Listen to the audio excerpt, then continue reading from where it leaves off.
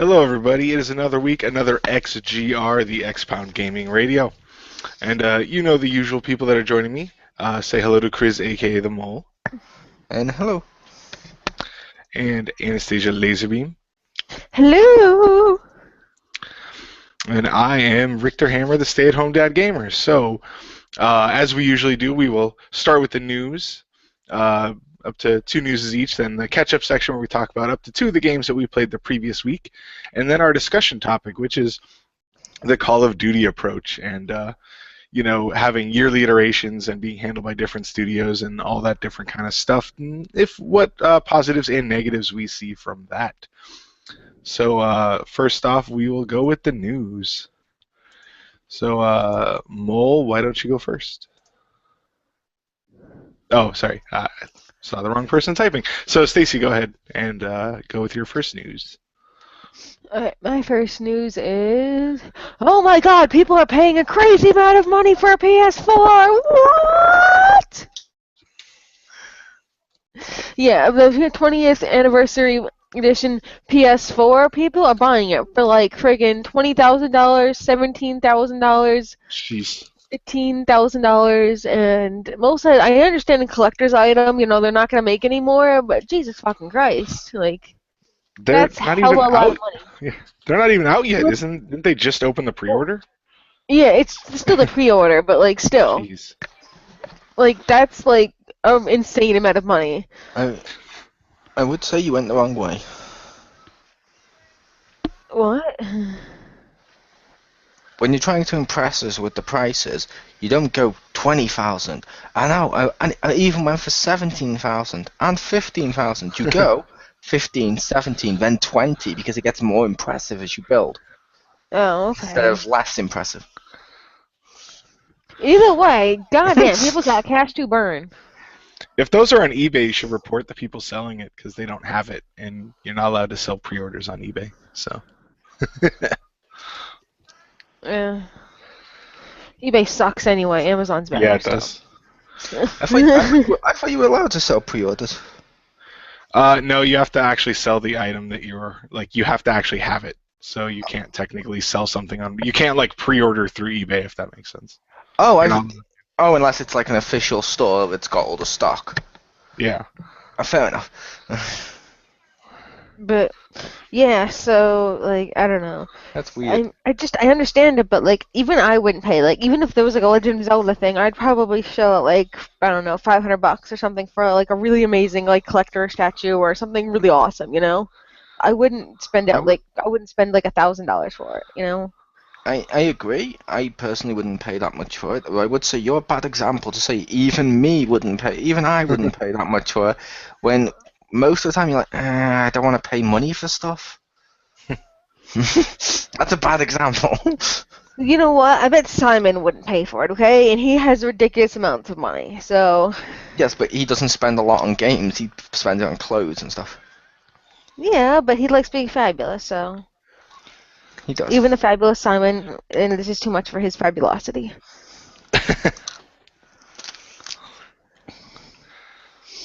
So, yeah, that's my news. Crazy!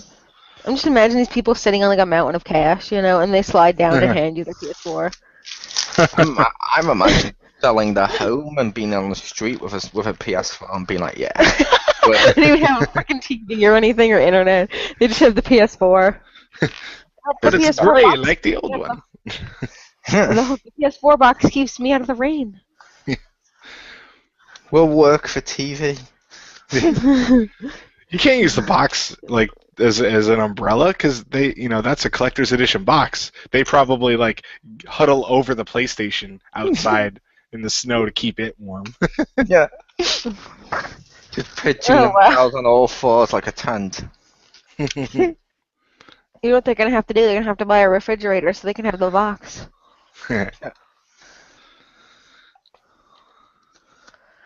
So over to me. Yeah, over to you.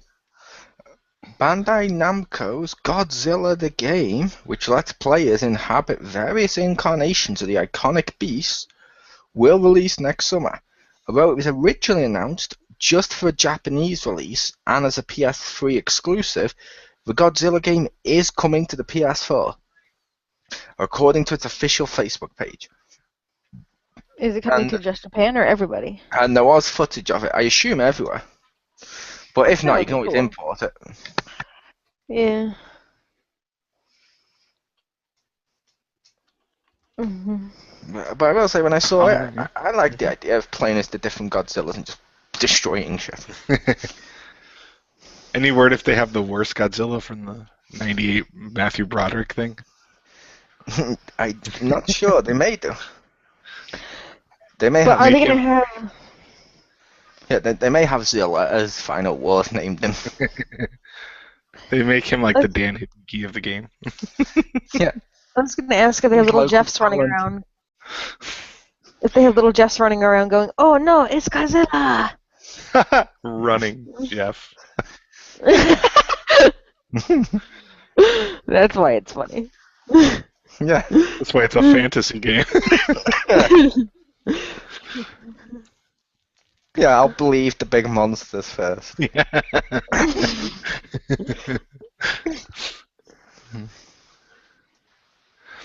All right. So my first news is that this is for Japan only, so I had to calm down. But Bravely Second has a date, and they have a limited edition bundle, which I thought was pretty cool. It'll be out next year, April 23rd. That doesn't matter as much. But the special edition, which I thought looks pretty neat, comes with an art book, a novel book, a mini soundtrack, a journal. Oh, it's a copy of the guy's journal from. Well, I assume the second game, because in the first game it was D's journal. But anyway, a little cell phone strap, a minifigure, and an in-game downloadable clothing code, and of course the game. But and it sells for, or it's gonna cost 14,800 yen, which is about $123 US. And it looks pretty neat. I like the little statue. It's of oh my god, I forgot her name. The Agnes from the first game. That's her name. Nice. I was like, Alright. does it matter how much it is in dollars if we're never gonna get it in US dollars? Well, it's It does when you're importing it. yeah. That's true. I would say there's a possibility that something like that would come out here. I doubt it, but I mean, Square Enix said that they were pleased and surprised by how many copies that sold. So I don't think it's outside the realm of possibility of getting, at least some of that as a collector's edition out here. And WWE said it respects the UK fans and that we're their second biggest market. Where's our network? Yeah, really. That. I'm kidding. Apparently in the last bit of news, they did mention that we should be getting a network here by January 1st. Of 2018. Yeah, that was the joke everyone made, and Vince said, "Yeah, you should have it by the first of the year." To which everyone said, "Yeah, but you notice he didn't specify which year."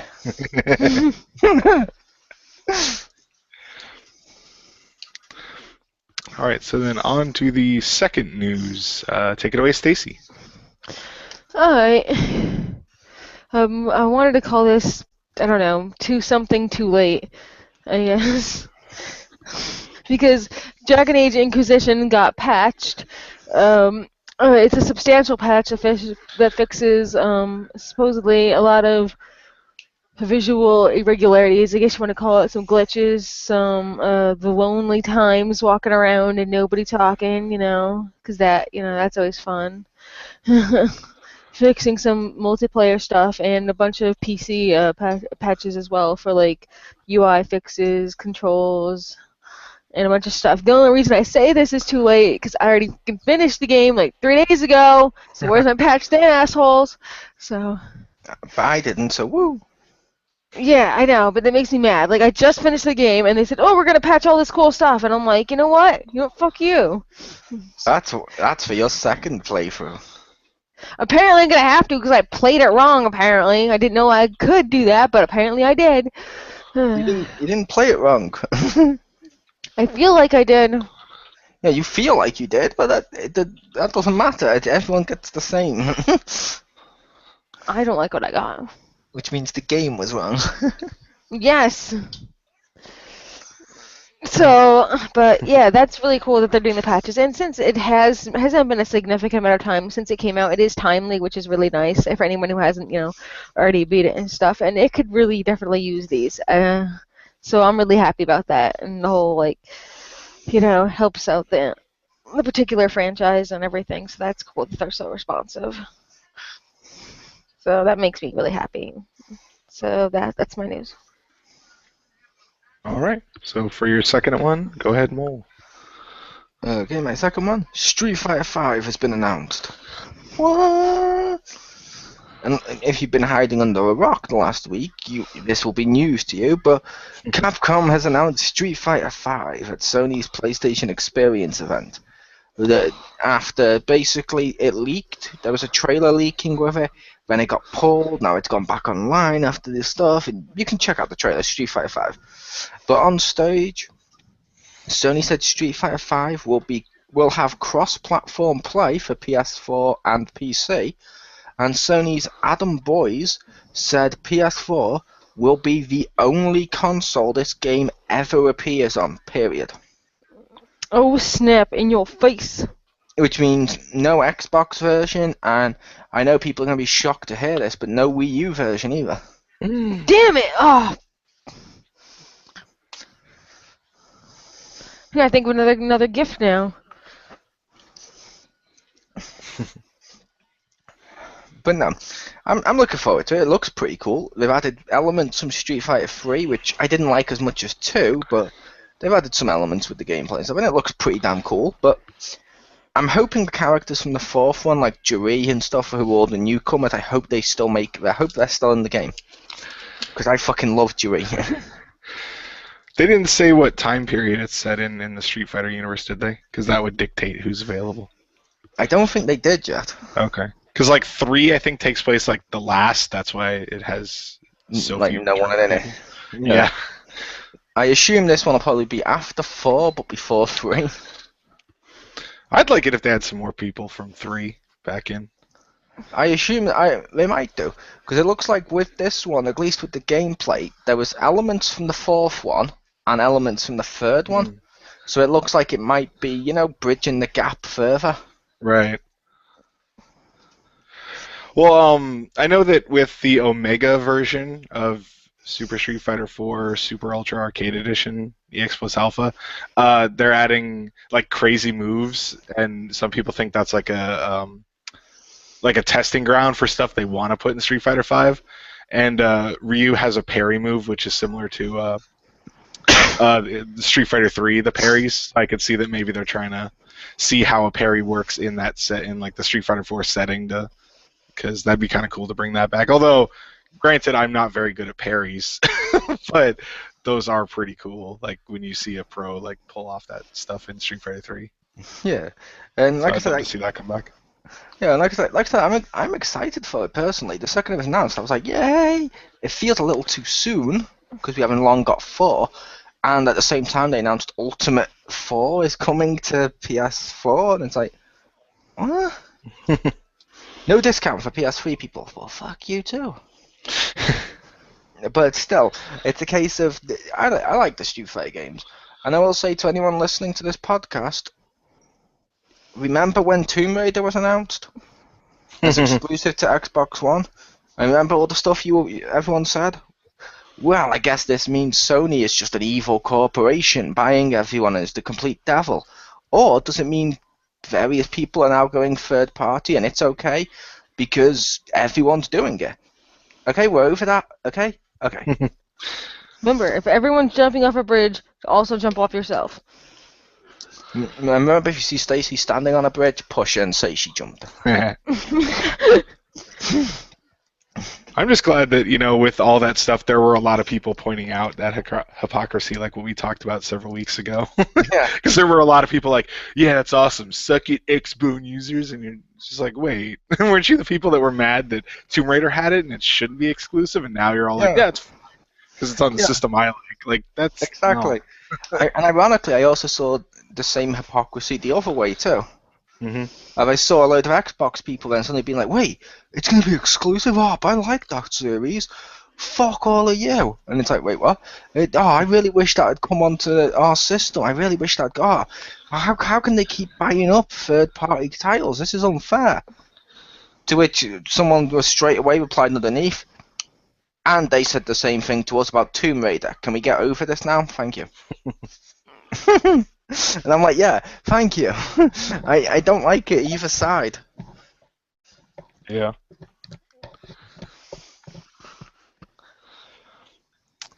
All right. So Sorry, I was going to say, it's almost like the same people who bitched about Skylanders and Disney Infinity then went out and bought an amiibo of their own.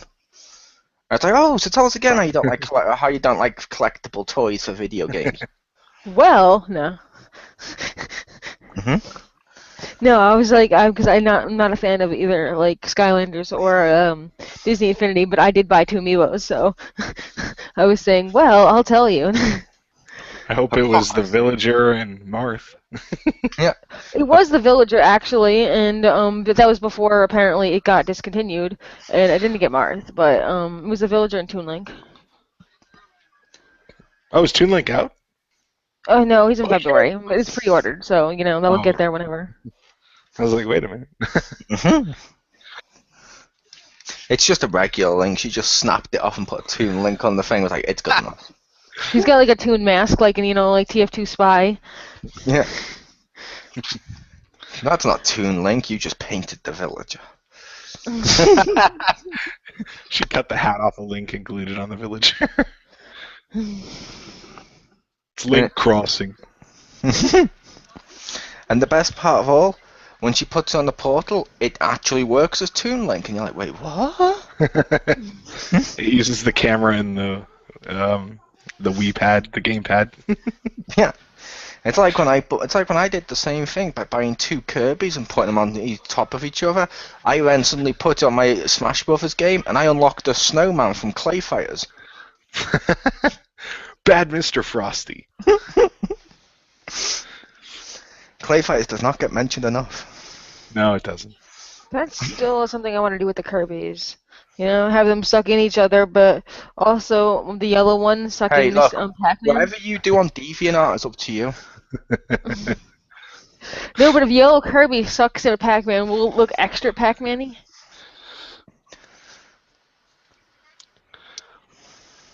Yes. You might want to use a different term, but you might want to use a different term than sucking him. How else does he get the power pellets? Yeah. His power pellets, nice.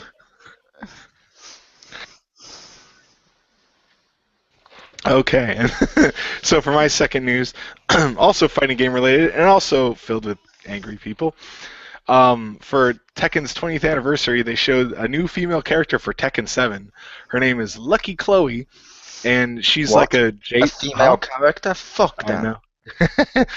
She's like modeled after like J-pop stars, so she has like mitteny looking gloves and like cat ears and pigtails and headphones, and she looks kind of goofy, but holy crap, dude, like NeoGAF apparently like lost its collective shit. It's just like raging about it. So why? Because they thought she looked too stereotypical. And then they went to play Gears of War. I don't know, but yeah. No, that was probably a little bit. Yeah. She looked too stereotypical. Yeah, it's a good job that game also doesn't feature a Japanese guy with no shirt and just like Japanese geese going. Oh! Yeah. Doesn't also feature an old dude in a sumo diaper thing. Or a female spy who just happens to be in latex. Yeah. But yeah, it's just kind of funny because a lot of people were saying stuff like, "Oh man, like she doesn't fit in. She's too like goofy." And then people are like, "You can play as a bear or a boxing dinosaur." What? But to be fair, you can play as a bear, but if you play as a bear, you're doing it wrong. You need to totally play as the panda. But yeah. So who remembers Don? I do. Yeah. When he used to fart on people. Yeah, you can play as the wooden training dummy, and people are like, "Oh, I can't have a girl that looks like that." Like, okay, whatever. Yeah, but they even accepted Tekken on Wii U, where you could dress them in fucking Princess Peach costumes. And they're like, yeah, that's cool. Yeah. Wait a minute. This is fucking ridiculous. Wait a minute. A girl with headphones? They probably heard our podcast and like, oh my god, they based it on Anastasia. No, this is gonna make the game much dummer. She probably just gonna sit there throwing crazy taxi discs at you, screaming "Driving Simulator" as she phones it. But I should have mentioned that. Anyway, yeah, they apparently someone linked the NeoGAF thread to Katsuhiro Harada, the guy who's like heading up the Tekken development. So he started like basically trolling those people and making fun of the people that were mad about it. And he's like, don't worry. He's like, I'll only release characters you want. So if you don't want the character, then I'll just cut him out of the American one. And the people are like, wait, are you cutting the character out? And he's like, no, they're just I'm not cutting them out. They're just East Asia and Europe exclusive. And I like he says, oh, they just want a muscle and skinhead or gun with MMA style character. And somebody made a joke. They're like, we already have that. That's Brian Fury. Like, are you gonna put in another one? It's kind of funny how he's like, for any one thing I like that he said, he's like, so all of the West doesn't like that they did it. I didn't know that the Western world only had one message board, referencing NeoGAF. I just thought it was funny that he's like poking fun at that. Some people think he's like raging, and it's like, calm down. He's like, I think he's just very tongue-in-cheek, low-key making fun of them. Yeah, he's almost as low-key as Thor's enemy. Nice. Thank you.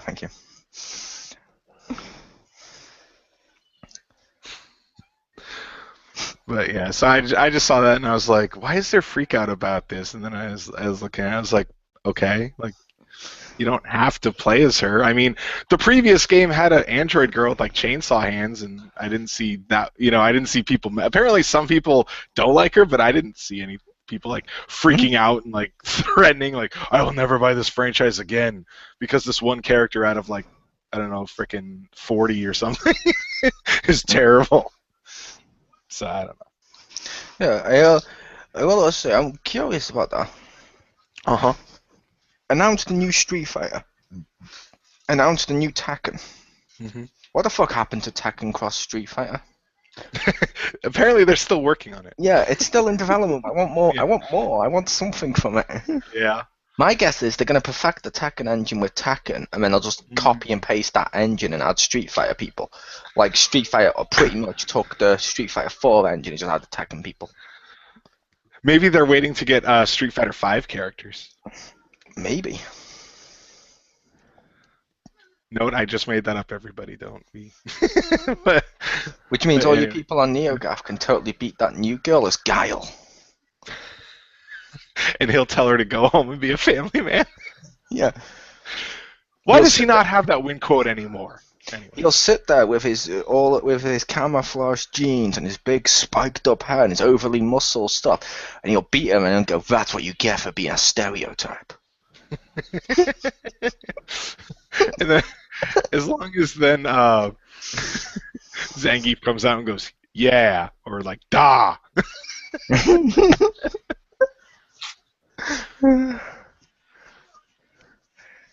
I will say that is something I'm glad at.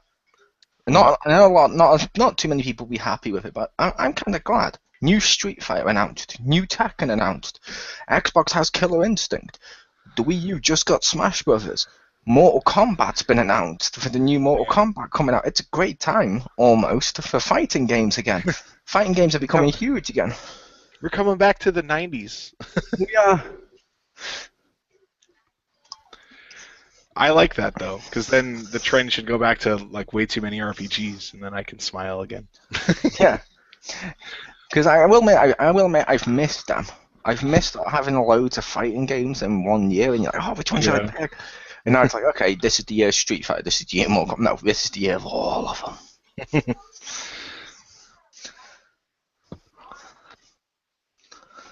All right, so now on to the catch-up section, where we talk about up to 2 of the games that we played over the previous week. So mix it up a little bit. Go ahead, Mole. First up, I played Monopoly Family Fun. available now on PS4, I believe Xbox One, and I also believe there is a PS3 and Xbox 360 for version, but I don't know if their versions are the same because I only got the PS4 one. I assume which is the same as the Xbox One one. Yeah. Pretty cool. Some small complaints. I can't use my DLC board online. I can't use user-created boards online when they have a big section just called My Monopoly, so you can make your own board. That seems a little odd. But the reason I was a little odd with using DLC online is the free DLC it gave me when I bought the game was a Rabbids board.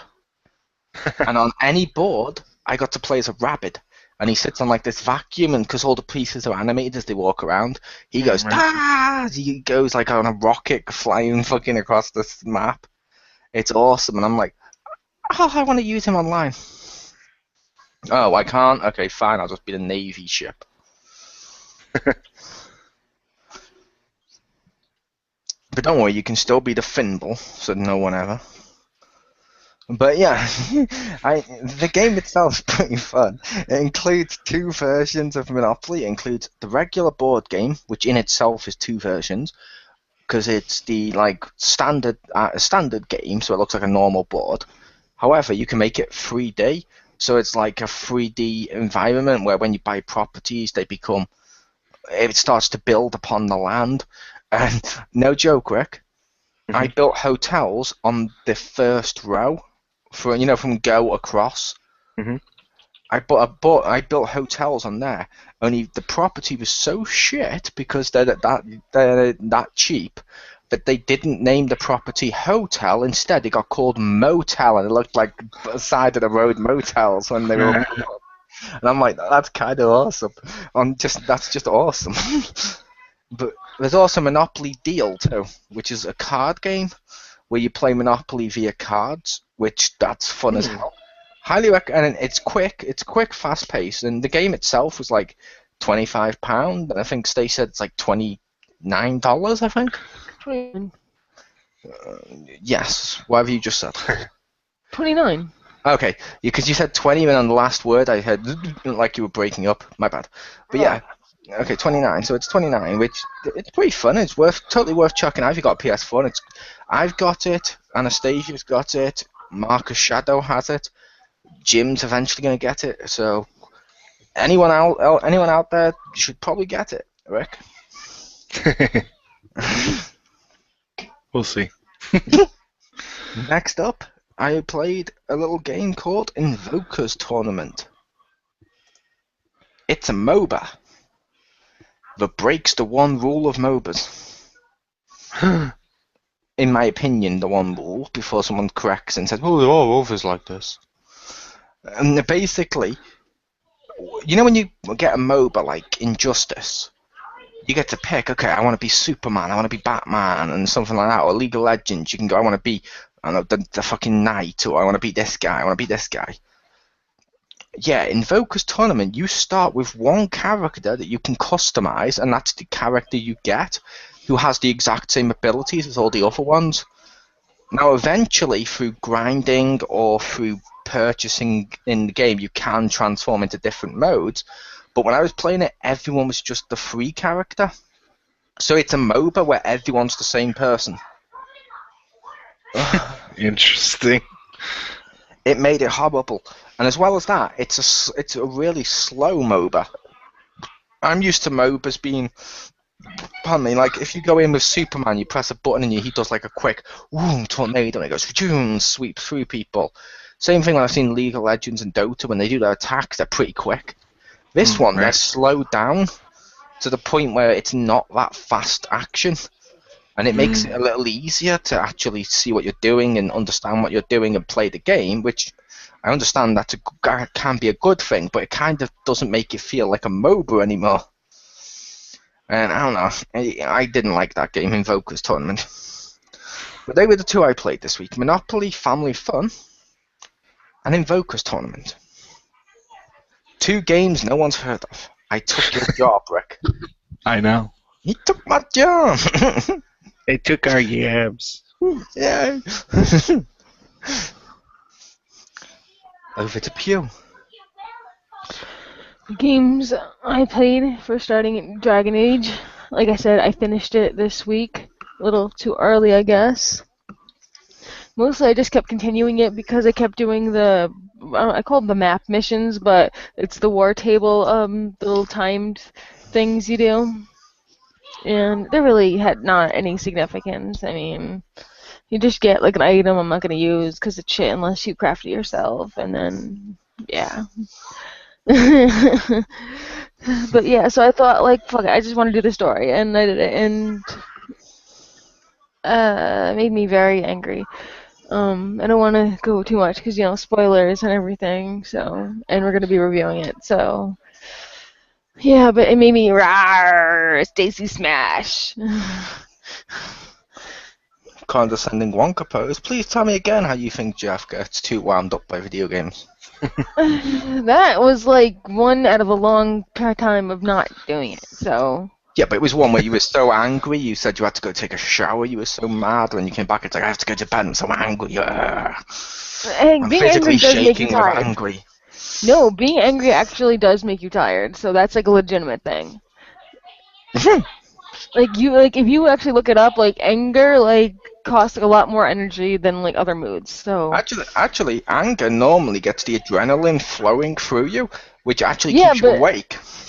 yeah, for a little bit, and then when it subsides, all the anger you use make you tired afterwards. Anyway, the other game I played was Final Fantasy on online, Final Fantasy 14 Realms Reborn. I got that right, didn't I? Nope, it's Final Fantasy 14, A Realm Reborn. Isn't that what I said? No, you said Final Fantasy 14 Online Realms Reborn, not Okay. A Realm. A Realm Reborn, there you go. And it's pretty cool. It looks really nice right now. What's really cool is that my boyfriend plays it on the computer, and I'm playing it on the PS4, and we can sync up together, so that's really cool. I really like that. Because he, loves his, freaking giant gaming rig, and I like console, so it really works the best for both of us. So that's That really is fun. No, it's not Tachi. That's in Australia. Well, to be fair, you did tell us all that your boyfriend was very skilled down under. Wow. Okay. Probably is. I don't know. Yeah. Yeah, nah, man. But anyway, yes, I really like that we can both sync up with PC and PS4. And so I made a green mage cat that I can't. Every time I try to say the name, it sounds retarded and funny, so I'll say it. But because they don't have classes of mages, they have really weird ones. So I think it's called Thaumaturge. That's what I legitimately think it's called. It's like Thaumaturge, I think. I think that's what it's called. Thaumaturge? I got Yeah, Thaumaturge. Okay. The way she says that, I'm just thinking, oh my god. That's what it's called. It's basically just using magic without a staff. That's basically what it is. It's so oh, and it's really cool when you can keep casting fire spells and then it powers you up. So if you keep casting fire 3 times, your third fire spell will be twice as powerful as your first one. So if you want to, kill a guy really fast, just keep casting the same type of spell. If you want to conserve your mana, then you just keep switching fire, ice, because that's the only ones I locked so far. So fire, ice, fire, ice. So I thought that was a really interesting mechanic to speed up things if you want it, or conserve your mana. So that was really cool. I'm still figuring out all the controls and everything. It's really difficult. I'm thinking the controls are X, circle, triangle, square. Yeah, but there's a lot of them. A lot of times, in the menus, I'll have to click. I was kidding. Because I have to hold the right top trigger R1 and then switch to a different setting or something to get a whole new display, because the first setting is your battle skills, and then it goes to emoticons and stuff like that. So there's a bunch of trays. Yeah, like I said, I was kidding, Pew. I've played Yeah, but it's really, really involved. There's a million freaking controls I don't even know yet. And it doesn't help that he tells me, oh, you have to press the K button to do that thing, and I'm telling him, well, you press X and options and blah blah blah. It doesn't help like that because he's using keyboard and I'm using the controller, so we can't tell each other how to do stuff. So that's like the only little annoying thing. 'Cause he's like, "Why aren't you pressing spacebar?" And I'm like, "There is no fucking spacebar." There is if you hooked up a keyboard. And I guess so, but I don't really want to do that. So, but yeah, it's really fun, and I don't know if I'll continue the subscription because normally I don't like subscriptions. But if it's really good and we have a lot of fun with it, I'll definitely give it a try. I'm giving it. I haven't fully evaluated it yet because I've only just started it, and I don't want to make an immediate judgment. But I'll play it for a month and I'll see. Fair enough. I will say, yeah, I didn't get my subscription to that game. I was like, some stuff's so cool. Some stuff's so cool, but then some stuff's so lazy, like voice acting. Wait, there's one more thing that pissed me off that I want to say in this. There is like, and this is not like it is a critique, okay? There's like 3 or 4 different types of boob jiggle in this game, and that's fine. I get it. Our character has like giant tits or whatever, or they jiggle. You put the mechanic in, but one of those is a staple of Final Fantasy games. Yeah, okay, that's fine. I'm not like criticizing that game shouldn't have boob jiggle in it. But one of those fucking little tiny chibi dudes used their open hand, like palm facing your chest, and kind of moved their elbow down and tried to point like that. They said, "You need to sign here," like, putting their like and point. I guess kind of made a downward motion with their open palm. If you're gonna fucking put in boob jiggle, you should at least fucking put in finger physics when people are pointing at shit. Because if everyone's pointing with fucking open hands. Like, what the fuck? I can see where your priorities are, Sony. Like, To be fair, if you're over there and your boobs are jiggling, and you're having a conversation with someone, no one's looking at his hand. I know, but this guy didn't have boobs. This was a dude. He didn't have boobs, and he pointed at a book in front of him with his elbow up, like that's how he was pointing, with his hand down. He's like, this. What if you were like sticking your hand out straight and you go over there? Well, you know what? Your fingers could point to 5 different directions, So, no, take a look at this. That's what he said. No, make your hand flat right now and point forward. Your hand's only pointing in one direction. I know, if you're saying go over there. Fingers are fully extended when you're pointing. Yeah, so they that's are. a kind of a wider range. And you're pointing. It's clearly forward. My fingers don't go like but one what if it's behind me, one at the right, one to the left. I know, but like if they you did spread out in a star formation.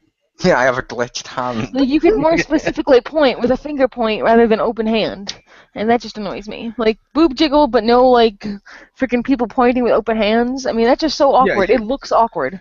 I will say, pointing to a book, yes, that's weird. I will say, giving directions, like when you gave the example, I don't know if Rick has ever done this, but when a car's come up to me before now, or I've been in a car and someone's asked for directions and stuff, whoever you ask for directions, it's always, okay, you go down this road with the hand extended, then you take a right, and they use their hand for the arrow. But fully open fingers? I don't know, kind of open. No, fully open fingers. Like your hands spread out, like you're saying the number 5. That's still forward, if you're pointing. I know, but it's awkward as fuck. And it could possibly be confusing, because your thumb's pointing one way, but your pinky's pointing another way. Yes, but to be fair, if you were pointing with your thumb, you wouldn't be you'd be pointing upwards, so you'd be pointing your whole arm up if you were giving directions. I'm just saying, for a book, yes, that's weird as fuck. For directions, it makes sense. It's still weird and it shouldn't happen. If everyone's gonna point with freaking open hands, they just take their hand and slap themselves. Well, I would say That made me mad. I think it's Squeenix, not Sony, and 2, yes, it is funny because it is like it's like, oh yeah, I see where your priorities are. You get bouncing physics but not fingers. But I would also say it's easier to animate 2 things on, let's say, half of all the characters versus 10 things on every character. I don't know, I guess, but it just made me really mad that one with those things was in there but not the other. It is kind of silly, actually. And there was like it's not just one boob jiggle. They have jumping boob jiggle. They have like side to side. Like I actually looked at this because when he did the hand thing, I was like, and then I noticed because my character like jiggled a bit. I actually noticed there was like several different mechanics in there because I just wanted to see like did they really do this and not this other thing? There's like 4 different boob jiggles on there, like 4 of them. It's probably up and down, left and right. But also, it's like a whole lot. To To be fair, with boob jiggles, wouldn't that be more physics of just making them swing? I guess so, but like still. Plus, when you Point with your said fucking that pointer there's more finger. than one boob jiggle, I was like, well, yeah, they're a pair. They don't. Yeah, I One thought was the doing it. That's a Hey. glitch. No, I meant types, you know? But anyway, And if they point with your don't bounce, they're fucking clearly fingers. fake. No, these are all real.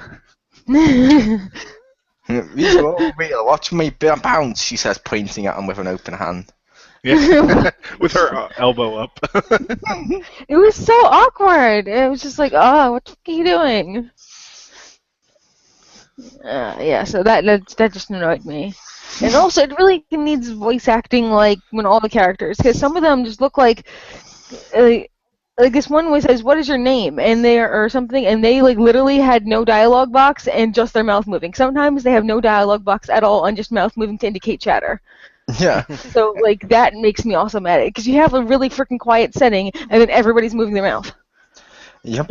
I also thought, ironically, for an online game, I figured they've done it wrong. Only because a lot of stuff they did right. A lot of stuff they did right with that game. But that bit was a little weird. But the other thing they did wrong was they don't explain or tell you anything to do with any of the characters that you're meeting, which I understand it's a Final Fantasy game, and someone would say, well, you'd only buy that if you only liked Final Fantasy. But people still bought World of Warcraft without playing the other Warcrafts. I did, and they explained to me all about all the races and who the people were. Same thing with DCUO for people I know that don't read comics. When they started to play the game, they understood who the characters were, and they told them, okay, this one's a villain, this one's a good guy, these are their powers, these are what they can do, and stuff like that. And I can't believe I just used DCUO as a good example because I don't like that game, but this one explains jack shit. It's like, you already know. But how arrogant is that? Where you're like, yeah, everyone in the world knows our characters. Which is funny because I think the world that they're in was only in 2 of the games, and I'm not even sure it was the same world in those games, other than just like similarities. Yeah. Now, I don't know if the events are still on, but some of the events are kind of cool too. Like when I had the game, it was around the time of Lightning getting her own game. And there was like a big Lightning event all building up to the reveal or the launch of the game, and I was like, that's kind of cool. I don't know who Lightning is, I don't give a shit, but if you did, it's kind of cool. She's Cloud female? Yes. Yeah. I mean, that's the best way I can think of to describe her, but, you know. And you'd think I would like that, but I don't, because I liked Cloud. I don't like her, which is weird. I don't know. Her sister was cool. You're just jealous. Sarah? You're just jealous of her looks. No, yeah, Sarah. I think it was her name. I hated that whiny bitch kid, though. I wanted to, like... Hope. I hated him. I wanted to, like, tape record his mother's death and chain him down and watch it, like, 100 times until he can get over it. What I hated more than that was that he got an awesome Eidolon. That pissed me off. I would ask, because like I said, I haven't played much of the new Final Fantasy, so I don't really like them, and every time I play them, I'm like, I don't like this, and this whenever I play them, but is Lightning actually related to Cloud? No, she's not, No. but, like, I'm just saying Okay. she's, like, personality-wise. I know you were saying personality and stuff-wise, which is, I understood what you were saying. I was just thinking, okay, Lightning comes from a cloud, is that why they named it Lightning? No. During a squall. Ironically, Lightning can also shoot from the ground, but not many people draw that. Not many people reference that. Yeah. Fuck it, comes from a cloud. They even gave her cloud armor, I think, in, like, one of the things. Yeah, but Yeah, like, there's DLC for that. the events are kind of cool when they do that, but also the instances, or whatever you would call them, like mini dungeons and stuff, they're kind of cool. Because I did some of those. You'll do those at like level, I think it's 10, 15 or something like that, Stace. Yeah, I'm on level, like, 3 or something now, because I'm annoyed there's all these little 5 things that are around me and I can't get. No. Poor Pew Pew, you're gonna cry. But I still have a whole lot of quests to complete already, so it's not like I need any more, you know? And then by the time I finish those, I'll be probably level 5. Yeah, like I said, poor Pew Pew, you're gonna cry. Oh, shut the fuck up. If it helps, Rick, I'm only mentioning that because I was doing that to her yesterday or the day before for like an hour. Just It was saying, like, it felt poor. like longer than that. It's just it might have been actually, but just saying, poor Pew Pew, gonna cry. Oh, there, Pew Pew, don't cry. And she's like, I'm not fucking crying.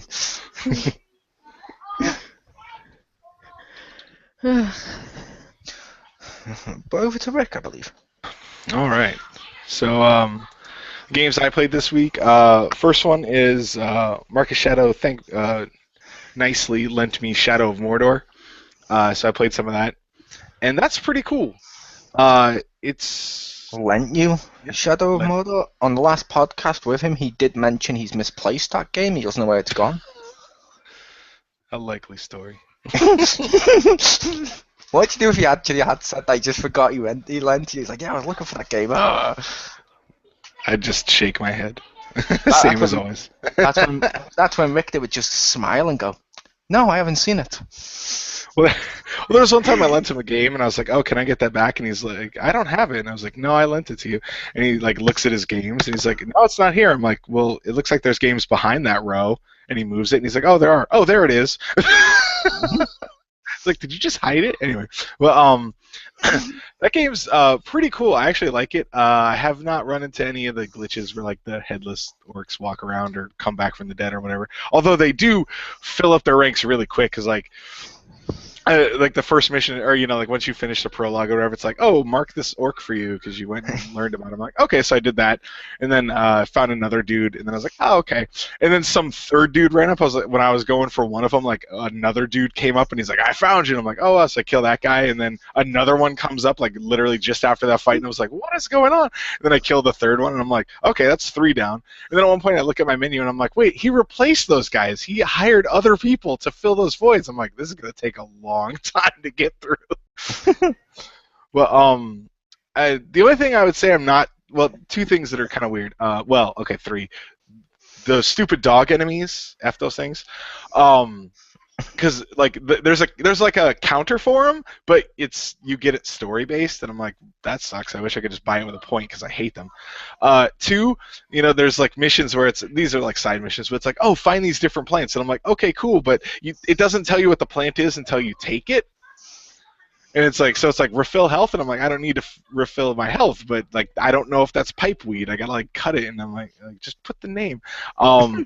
And 3, you're like, enemies respawn super fast. So like, there's like an area, and it's like, oh, there's a collectible here or whatever that can get you experience, so you can buy skills and stuff. I'm like, okay, cool. So I, sneak around killing all the orcs. And I'm like, all right, and I like find the thing, and I turn around, and all those orcs are back, like bossing around human slaves, and I'm like, oh, great. Like enemies, it's like they just, it's kind of like reminds me of Destiny, where like you clear out an area, and then you have like a minute or 2 before more guys come in, and I'm like, nowhere is going to be safe for me.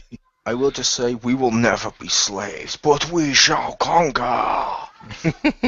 Sorry, I'm so sick and fucking tired of seeing the World of Warcraft expansion pack ad on TV. I get that like every fucking ad break of we will never be slaves, but we shall conquer.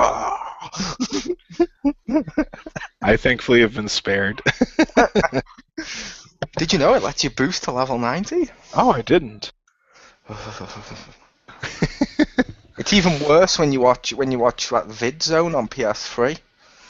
Because every ad break was that. So it was like a song, that. A song, that. Wow. And I'm like, oh, you've almost made listening to my playlists horrible. Why? Why would you do this? And I understand that, they're like, well, this person's playing games, so we'll make an ad for that. And like Sony's like, sure, we'll take your money. I just find it funny that they're advertising a PC game. I don't think it's specific, because sometimes they also do. Like, it's not just that advert. There's like 3 adverts on the run. There's that one, car insurance. Well, no, toothpaste, and I'm like. But I mean, I see why Blizzard, would put that would make that commercial like for on the Sony VidZone. But I just think it's funny that like, you're like probably listening to it on your PlayStation. You're like, what? I'm not on a PC. Like, I understand if that was like on game FAQs, because you're probably on a PC looking at it. Yeah, no, I will say I don't know if it's just me. I hate it when you get that with the adverts, because like I said, it was every ad break. It was the same 3 or 4 adverts. Then one time during it, it was just the World of Warcraft advert 4 times. Yeah. One after the other. And I'm like, oh god, no, I don't want to hear. But we shall conquer. I like sometimes on those, like on Hulu and stuff, it's like, is this ad relevant to you? And I don't know why you click that, because it never seems to help. They have ones for like dish soap, and I'm like, I don't care. Like, I buy the cheap one, I don't care. Or like a car ad, like, I'm not gonna buy a car in a while, and they like still put it up there. I'm like, no. This is for dish soap. And it's like, oh god damn it! I'm gonna click if this isn't useful. Oh wait, no, my wife may want to see this. Actually, no, I'll click no. Right way I know what to get her for Christmas. Here you go, honey. Here's a box of dish soap. I'd get such a look. I'm in a beating. Yeah, probably with the box. With the box of dish soap. Richter goes on to Marcus with a big square bruise on his head. That'd be What happened amazing. to you? I fell down some stairs. Onto SpongeBob. I walked into a doorknob. Yeah. A square doorknob? Yes, designer one. But no, that's Shadow of Mordor. That's so cool. Yeah, it was pretty cool. I definitely look forward to playing some more. So it's way better than Watch Dogs. So borrowing games from Marcus is 1 out of 2. 1 for 2. Next game I played was Borderlands pre-sequel. Since my wife and I recently got that, so we were playing that, and so far it's pretty cool. Huh? On PS3?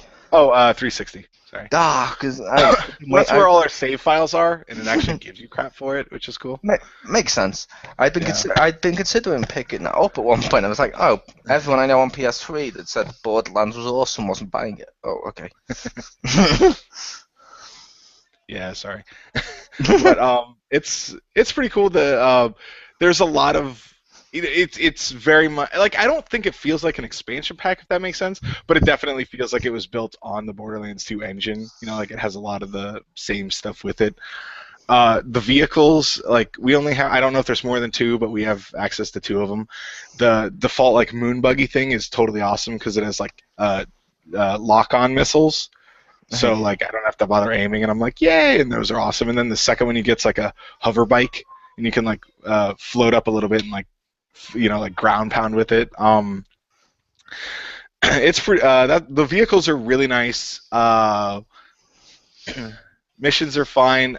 You know, it's funny. I'm playing as Claptrap, and probably the funniest thing in the game, besides Mr. Torg, is when you decide to play as Claptrap, the game literally pops up with a warning box that says, "Oh, we noticed you almost played as Claptrap. You probably don't want to do that." And then you have to like, it's like, "Are you sure? Yes or no?" And then if you put yes, it puts up. It's like, "Well, we want to give you fair warning that you probably don't want to do that. Are you sure? Yes or no?" And it's like, well, this is your last chance. If you like, there's 3 different dialogue boxes that try to talk you out of picking, which I thought was awesome. That's awesome. Yeah, I was surprised when you just said the sentence. I was playing as Claptrap. I'm like, wait, you can do that? That's yeah, awesome. He was the 4th character. And what's kind of neat is like when he walks, he doesn't bob the gun as much because he just rolls. So I think it was kind of cool that they did that. Plus, also, there's like, since you're on the moon, there's no atmosphere, so like you jump higher, but also you have to breathe, so you get a little an Oz kit, they call it, and there are areas that have like atmosphere in them, like some buildings and some towns and areas. But what I feel bad is my wife's, excuse me, one of the other characters, and so she needs oxygen, so I don't always pay attention to that, so I'm probably not playing the game very well. Like if I switch to another character, I'll be like, oh man, this oxygen thing sucks, but for me it's fine because I don't need it because I'm a robot, so I don't breathe. So sometimes she's like, oh, I need oxygen. I'm like, oh yeah. Just like she runs off. But it's also, what's nice though is, well, you still use oxygen for like the really crappy double jump, or I think the ground pound uses it, the butt slam as they call it. But also you can revive people with oxygen, and it's like faster. So that's what I use my oxygen for, is to go revive her. Nice. But what you're saying, yeah, is in the most romantic way possible. Your wife literally takes your breath away. yes. Oh. Watch him say that on the next time. I should. I'll say that when I give her the box of dish soap. Um, but one thing that, as much as Claptrap is fun, he's also like his action skill. It supposedly assesses the situation and then will give you. It'll give you like a different power based off what it deems you should be doing or whatever. So sometimes usually when I activate it, I apologize because sometimes you get Fun Zerker where you like pull out a second gun and you can't stop shooting. You're constantly shooting. But also the second player does that part too, which kind of sucks. It does give you ammo regen, so she doesn't really waste a lot of ammo. But a lot of times I get dirty looks when I activate it and it's Fun Zerker. I'm like, oh crap. And so she's like dual wielding sniper rifles. Like I'm just wasting my ammo. I'm like, I can't help it. And you also can't. One time I activated it and then she went down and I couldn't get her up because I was shooting. So I just had to stand there and watch her die while shooting bullets everywhere. And then it came up, ding! Yeah. Hello, Marcus. It's my bread and butter. But he has some other funny ones. Like there's one a skill I bought where he'll pull out a bomb and run around with it, and if you get shot down, it'll explode instantly. Or when the fuse runs out, he's like holding it in front of the screen so you can see the fuse. And if you kill someone with it, you're fine. But if you don't kill anyone with it, you just die. But that one's like funny because it's called Clap in the Box, and it plays the like and so I'm like running after guys holding a bomb. I can only imagine what that looks like from someone else's perspective because I just see like this bomb on my screen and I'm like running at a guy like I hope he's here. But it's cool because you get different effects, but it also kind of sucks because it's random because sometimes you just get like the worst possible one. But it's so far I'm liking it. I am gonna try because there's 4 characters, not counting the DLC person. And she's trying one, and I'm trying Claptrap, and then we're gonna try the other 2. So maybe. I love the fact you were playing that game, and your first instinct is, I must try Claptrap. That's amazing. I'm one of like 4 people that likes Claptrap. Like I think he's funny. I like him. I liked him. I liked him just because he looked like Wally. Yeah. And that's all I kept calling him in the first game was, oh, it's Wally. And I eventually remembered his name, ironically not from Boarderlands, but just from the advert for that poker game. Where it's like, oh yeah, and Claptrap, and I'm like, oh, okay, cool. And then I suddenly learned his name, and I was like, okay, he's called Claptrap, but I learned his name through advertisement. But when I was actually playing the game, all I could say is, it's Wally. Quick, follow Wally. Which, when I was playing local co-op with Crispy, when he had to tell me where to go before, I was like, he goes, go to Claptrap. And at the time, I didn't know who he was. I was like, who the fuck's Claptrap? He's like, but I actually heard him go, go to Wally. And I'm like, oh, Wally, okay. And I just went out. Nice. Oh, that's pretty fantastic. But yeah, it's a lot of the humor and stuff seems intact. So if anyone's a fan of it so far, I would definitely recommend that game. Nice. Is that Sorry the that game? no one. Yeah. Is that the one where you get to play as what the hell is his name? Something Jack. As Handsome his Jack. clone? Yeah, Handsome. Yeah, Jack that's clone. the DLC character. Aha. I assume there's going to be a second DLC character, and I have a feeling I know who I think it could be, but I don't know. Like it's just kind of a guess on my part. But it's like I kind of, and I want to try him because like with his powers, he creates like clones of himself, and I usually like stuff like that when you summon another character like for your special ability. But I really hate Handsome Jack, so it's like, well, I kind of want to try him, but I don't want to play as him, and I don't own him, so it's like, arr. Sophie's choice. Yeah. And I will say, like I said, I don't mind that you obviously you bought it for the 360. That's cool. I just meant mostly people I know on Skype and in real life and stuff who play the Borderlands game. Ironically, none of them bought it. I was like, okay, you bought it, fair enough, and you bought it for the system. You like those games, and that's cool. Yeah. I was like, where the hell are the ones talking to us all the time? Like, yeah, you need to play Borderlands. It's like the second the other one come out, like, eh. And I'm like, what the hell? Yeah. One thing I feel bad about for the game, and I hated like feeling like this, but like when I was playing, I was like, I kind of wish they'd made this for current gen systems. Just for like the loading and stuff. I was like, man, like a version like a current gen version of Borderlands, I think would be really good. Is it wrong? I thought that with a load of PS3 games when I've played them after playing on the PS4. I'm like, I kind of wish this was on PS4 so I could like tweet the picture of what I'm doing, so I could share play it. Good lord, no! That's okay. That was probably actually my reasoning, because a lot of times when we're playing the game, something goofy happens, and I'm like, I really wish I could have recorded that or just shared it. You know, like just I wish I could have had a video clip of that because that was hilarious. Yeah. Or like something stupid, and I'm like, oh, that was probably actually mostly that was my reasoning. Now that I think about it, like something would happen, and I'd just be like. Like what I told my wife at one point, something happened, and I was like, I almost double tapped the guide button, and she's like, "Wow, really?" I'm like, "Yeah, because I was gonna record that." And Because that's what you do on the Xbox One without Connect. You can tap it. Nice. And I was gonna say, yeah, I was like, with that feature, I will admit, when they first announced those features, most people I know, not all, but most people I know, myself included, were like, not with the recording the game footage, because you can use it for reviews and stuff. They're like, cool, but streaming your stuff or taking pictures for like Twitter or being able to jump into other people's games and stuff, we were all like, we all probably have the game anyway, blah blah blah blah. Then since it's come out with share play, with the Twitter feed functionality and all the other stuff that you can do with it, it's kind of ruined the other system for me. I don't like playing the PS3 without having that. It's like I was so tempted to get that Digimon All-Star Rumble, but I didn't because I was like, I was only buying this mainly to share play it and then have a game with people or to live stream. Yeah, that's right, it's on the PS3. Well, I'll wait for PlayStation Now, I guess. Pretty much. My PS3 now, because it has an invisibility mode, is only used for Amazon and DVDs. It's kind of sad. It has an invisibility mode? There is a hack for an invisibility mode. Oh. I don't mean a hack like activating the systems. You go over to your friends list on PS3 and you click the text box. You know when you get to set your message? Right.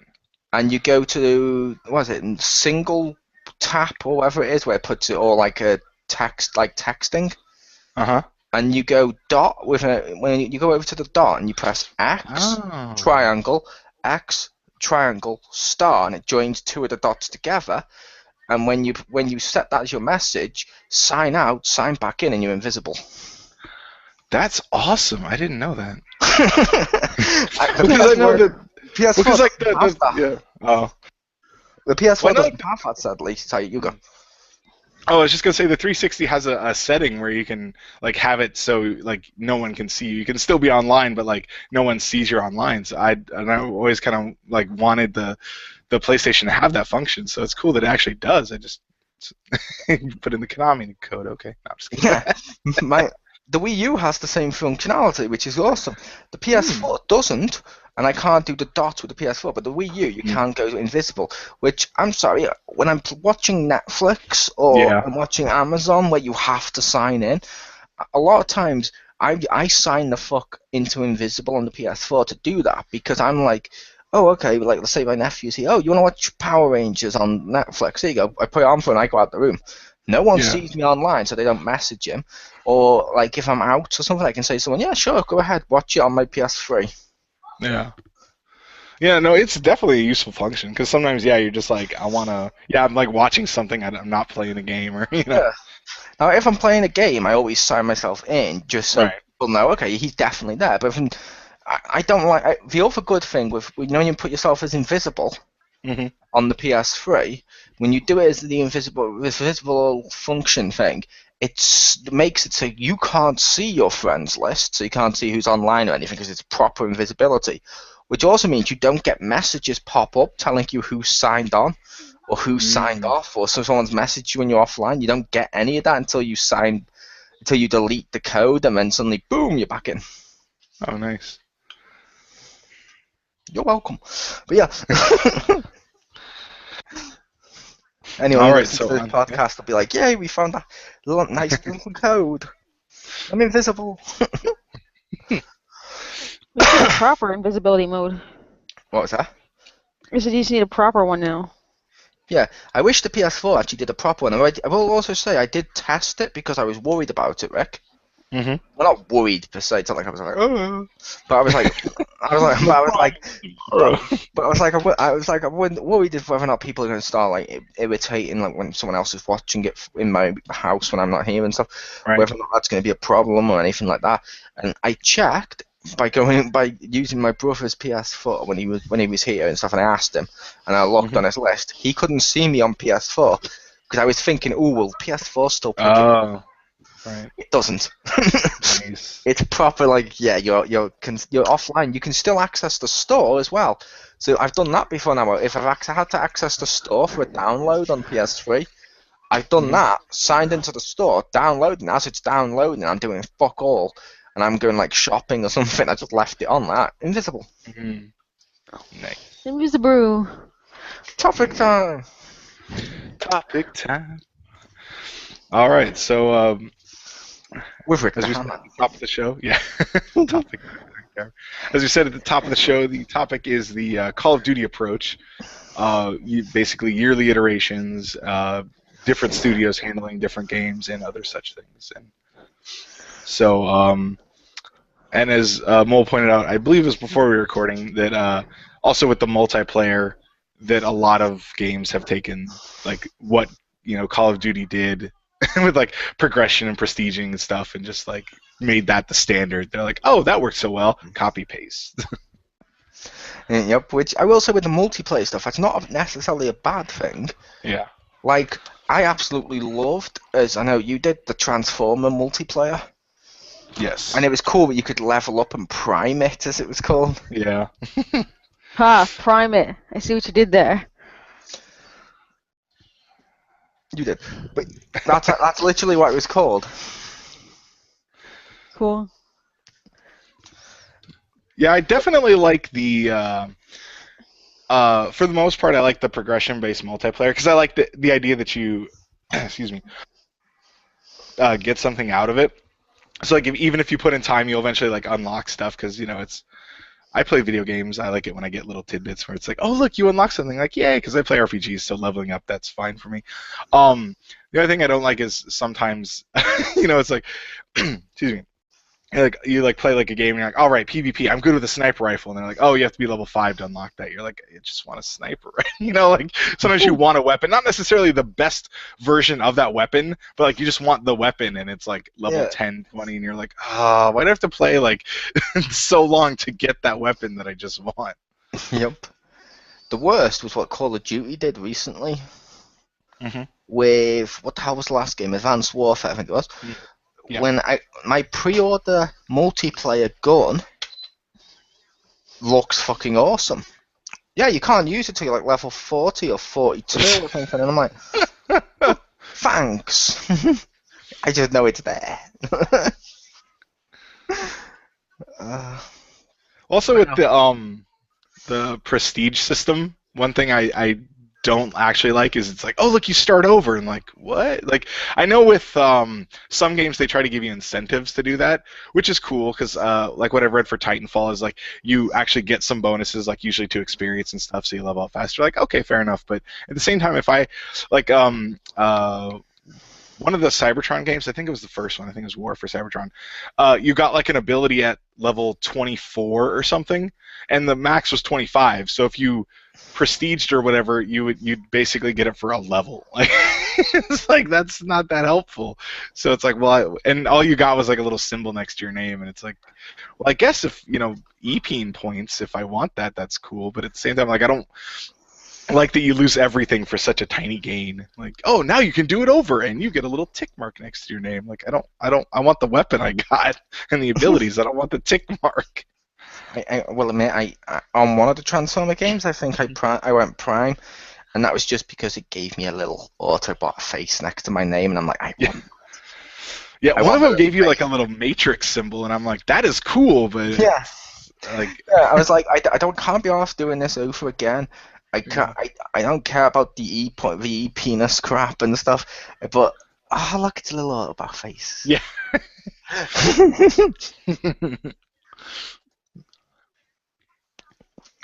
But I will say, with the other thing, with the yearly approach, with how they do it, I like how they do the yearly approach with the Call of Duty games, where they've now got 3 developers, I think, and each one works on a Call of Duty game essentially for 3 years.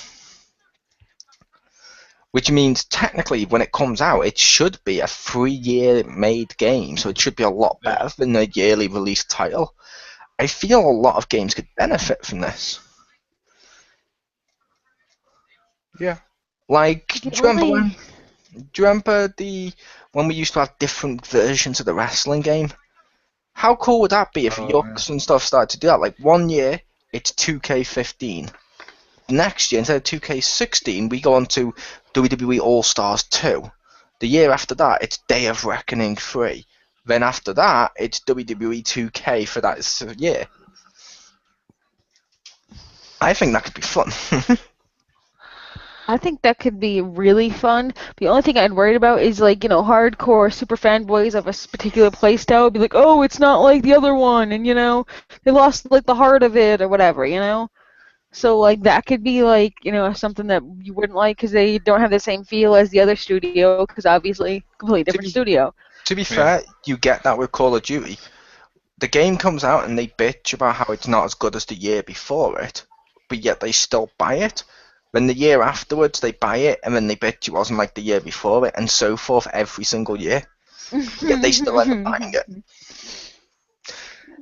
Yeah, but, like, I'm just saying, like, what if, like, I don't know if Dragon Age was made by the same people or not, because I don't even know anything about that game anymore. It kind of blew my brain, so yeah.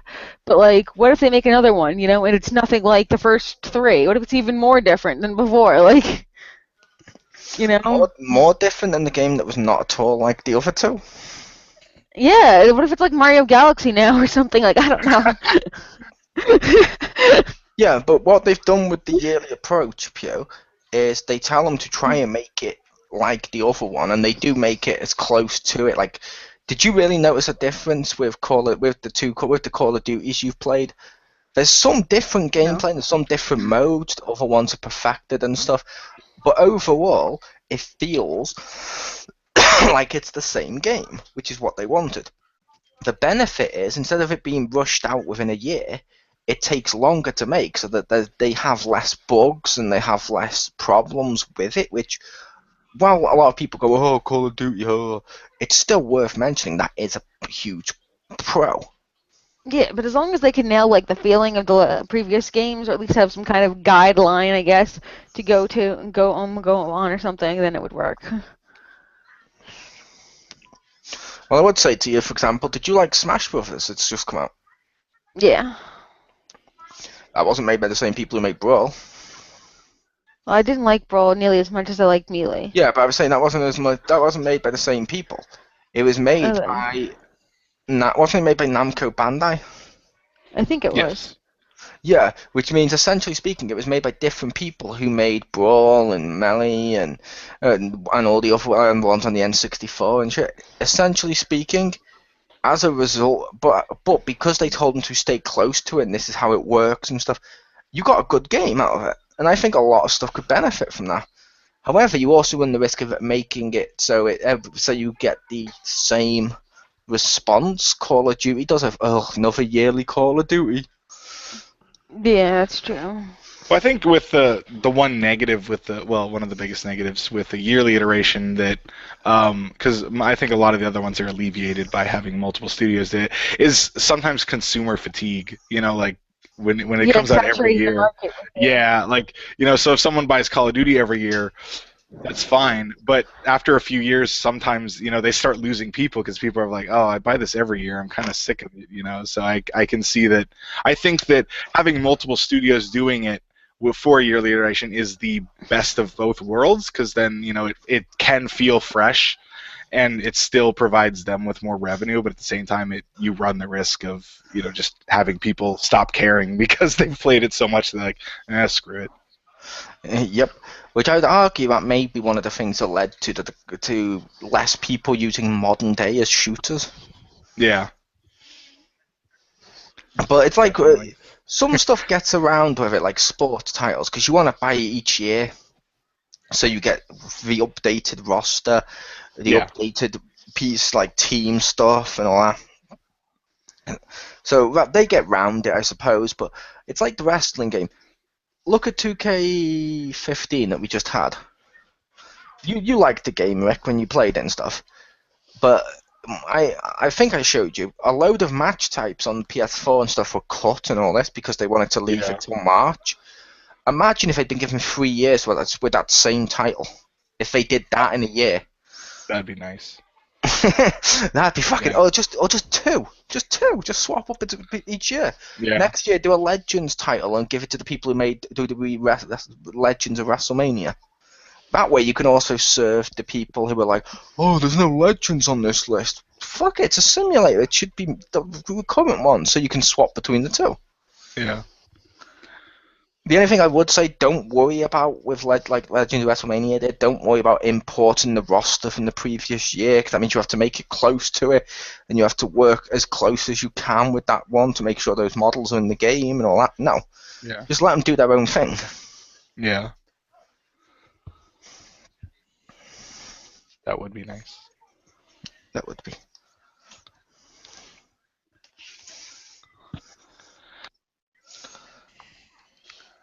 Anything else? I'm trying to think of something. Trying to think of something positive the Call of Duty stuff.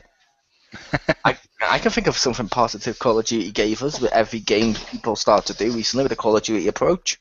Mm-hmm. Zombie mode. Or extinction mode. Or Where it's you versus like hordes of enemies. Now the zombie one added elements of survival and stuff, which is also cool, but I'm sorry, like, what was our favourite mode on Transformers? It was basically the same mode that's been taken from games like Call of Duty when they've had one of them, called Survival or whatever the hell they called it and stuff like that. We love those modes where you get to co-op and just go against waves of computer people. Yeah. Although I always feel that was popularized by Gears of War, because that was the first one I know that did it. Ah, fair enough. I always thought it was popularised by thinking like zombie mode and survival mode and stuff from Yeah. Call of Duty. That's where I always know it from. I always played it first on Gears of War. Nice. But that is a good mode. It is. Although, yeah, I would definitely say that Call of Duty probably it would have an influence on it being still there, because I think it is a popular mode, and I think that helped bring it to cross-platform at the very least. Because, like I said, Gears was the first one I remember with it, but Yeah. Sony people were playing Gears of War, so when Yeah. they had it in Call of Duty, you're like, oh, this is kind of cool, and people are like, see, that's a cool mode, and then Yeah. started getting in more things. And it was also cool in Time Splitters on PS2, where you used to be able to pick what the enemies were and then go against them in survival mode. I used to make them all gingerbreads and ducks because they were unlockable. You made them have no soul? You made them gingers? No, gingerbread, so they did have souls. Okay. And when you kill them, they'd go, not the gun drop button. No, they wouldn't. But that should have been what they said. But I don't know if did you ever play Time Splitters? Which one was it? Time Splitters 2 or whatever it was on PS2? Where you used to get like Yes. ridiculous costumes and you unlocked and you used to be able to do like a survival mode against bots. How awesome was it when you did the ones where you actually got to, which I miss being able to do that. I wish games nowadays let you do that, where you could What, against pick what the bots? enemy, where you could, Oh. you could pick what the enemies looked like. Yeah. Yeah, you could do. Yeah. It was like bots, yeah. Where you could pick what the bots looked like, and then you could set like survival waves of them, and they get harder. I loved the way you'd kind of like, okay, we're just gonna go against all ducks, or we're gonna go against all gingerbread people. Because it's fucking ridiculous. It's fucking ridiculous to be killing waves of gingerbread people. But yet something about that is the most badass thing ever. Oh my god, the gingerbread person rocket launcher. God, I miss Time Splitters. They need to bring out a new Time Splitters. They do. I don't remember which one I played. I played one of them. Can't remember if there was one on PS3 and 360. No, there wasn't. No, there wasn't. So it might be It too was late, or it might not be, because there are other games that have transcended generations before. Yeah. Well, I know that people want it back because every once in a while, whenever Time Splitters comes up, people are like, "Why isn't there another one? What the hell?" It Because it was a cool game. was. I'm pretty sure I played it on PS2 or GameCube, but because I remember there was a GameCube version. That probably was. I played it on PS2 just because, ironically, I Yeah. had a GameCube. I had a GameCube, an Xbox, and a PS2. But I think I played it on PS2 more because I had more control pads and more Yeah. people I knew had PS2s and would want to play it. Though I did totally buy Spider-Man on the Xbox just for the extra Craven mission. Who remembers that when you used to get more exclusive levels on whichever system happened to be the most powerful? I do. It only happened one. Didn't that only happen 1 year? I think so. Yeah, it happened with the Xbox on that one. And the year afterwards, I believe people have said the PS3's more powerful than the 360 because of the Blu-ray and all this crap. Mm-hmm. But Microsoft was still getting the exclusives because of the generation before it. This gen, the exclusives, as we talked about here, have sort of somehow found on PS4, somehow on Xbox One. I miss the only reason they had the exclusives was because the other systems couldn't handle it, not Yeah. cash. Although they kind of did that this gen because, as we all know, on PS4 there's extra Diablo levels than there is on shitty PCs because the PCs can't handle the extra levels. I'm just saying my PC can't, but my PS4 can. Yeah. So clearly, Yeah, so clearly the PS4 is better. that's true. And I'm only kidding with that. The exclusive levels, for anyone listening who were wondering, on the PS4 for Diablo were literally just from PS3 game or PlayStation games. Yeah. It wasn't a case of, they thought the PS4 is so much more powerful. It gets the best content. Although they did imply it. No. Well. But no, like I said, the yearly iterations was cool. How they took the multiplayer, it's good. Multiplayer is good, and how they've done the multiplayer from the Call of Duty, I don't know what you'd call it, mold, basically has been good. But I will say on the flip side, not every game needs it. No, not at all.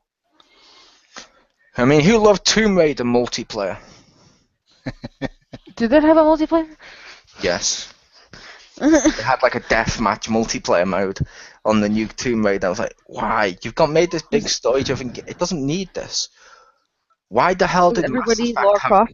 Why the hell did Mass Effect have multiplayer?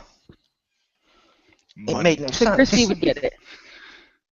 But I will say, the multiplayer on Mass Effect did kind of work. On Mass Effect 3, it was just stupid linking it to the story. So glad they learned that with Dragon Age. Or that's implying it has a story.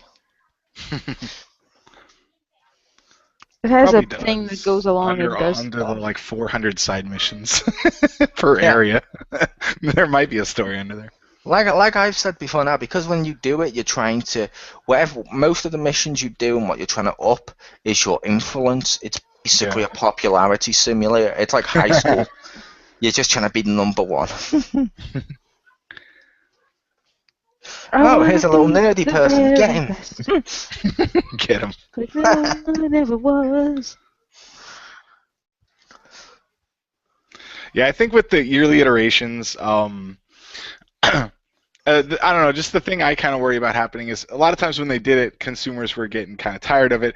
So then they're like, but it makes the studios money usually. So they're like, oh, okay, well, we'll get more studios to cycle in, to keep it fresher. But if it still wears off, then I worry that they've used more money to make more studios make the games, but it will kind of just delay it. So I'm kind of worried that they'll do that, and then they'll have to like close down studios. Like, oh well, Advanced Warfare 4 didn't sell as well, so they just completely like axe the studio. And they're just like, oh, there's 400 people out of a job.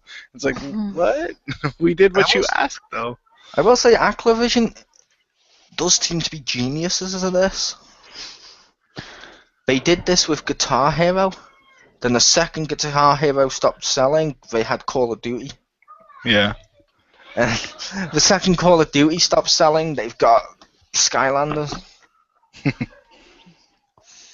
That sounded negative. I didn't mean that to be negative as much as it sounded. They have... wait for it. They'll have something. They'll have something. They'll have it. But Ubisoft's doing this with Assassin's Creed now, aren't they? Yes. I'm not sure if it's a different studio making the yearly Assassin's Creed or if it's the same one. I think it's actually different. It's harder with Ubisoft because I don't know. For as far as I see, it's like Ubisoft Montreal and then like Ubisoft somewhere else. You know, so it's a little bit harder. Where I think with Activision, their studios like have names because they like some of them they bought. Where I think Ubisoft and I know 2K does this, where they like rename it. There's like 2K Boston and 2K this, and you're like, so it's harder to remember the difference. Oh yeah, because you're at the place. You're like, I can't really remember, which I agree with. Yeah, because like, oh, Ubisoft. Wait, which studio? Because they own like a couple, but it's like Ubisoft something, and so like I don't always remember. I'm like, wait, I think that was a different team. I don't know though. They're all Ubisoft. Yeah, it's like I am the same way with Rockstar. It's like Rockstar North and stuff. I'm like, what? Yeah, exactly, Rockstar.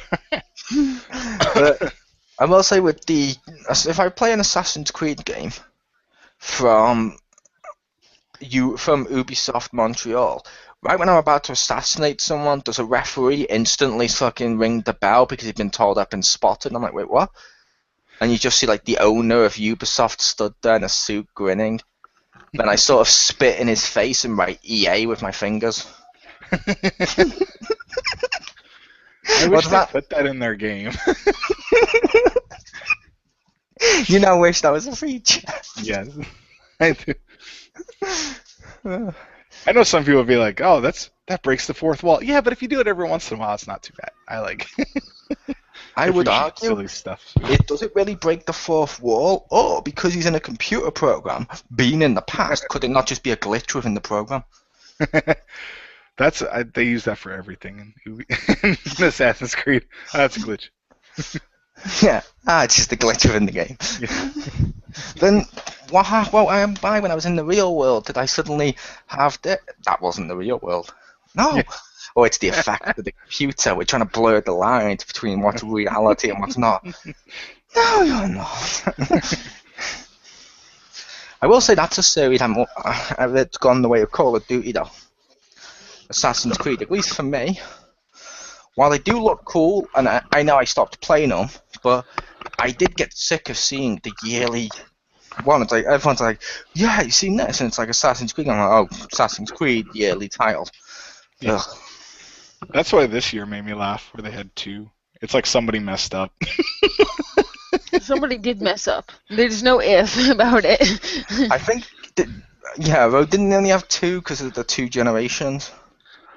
Yeah, but it's funny that they're so different. You know, it's not like the last gen version of one. Like we're to me it feels, well, I guess it's probably actually similar to 2K15. Because as far as I understand it, Rogue, although it sounds awesome, unlike Unity in my opinion, but it seems like they just took stuff from 3 and 4 and mashed it together. They're like, here you go, last gen people. But it sounds like that's the better game overall, which is funny. The one that they wanted you to forget about, but released anyway.